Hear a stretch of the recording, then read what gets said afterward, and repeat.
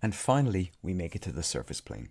It's been quite a journey to get here, moving from strategy, the basic business objectives, the user needs, into scope, finding out what features are on the table, what features are off the table, moving to the structure plane, interaction design, information architecture, then on to the skeleton plane where you arrive at a mock-up, and now onto the building the actual product itself. What appears on the surface plane? A visual language. You develop a visual language that provides information and context. It also provides color, layout, fonts, images, order and sequence, and the site's identity. A visual language also provides economy.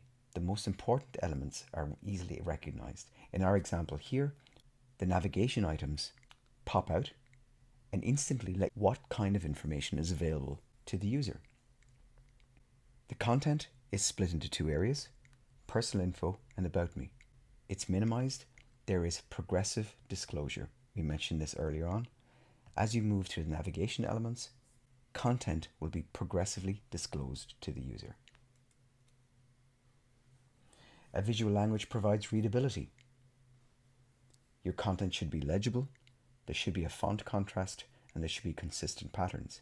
We can see the pattern here on the resume is similar to the pattern on the homepage.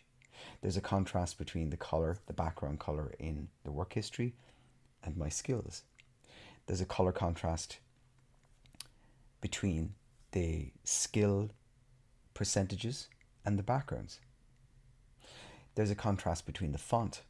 The section titles use a font called EXO, for example, whereas the main content uses a font called Roboto. The patterns are also consistent. You can see that the header section and the footer section are consistent across the pages, as is the shape of the main content areas.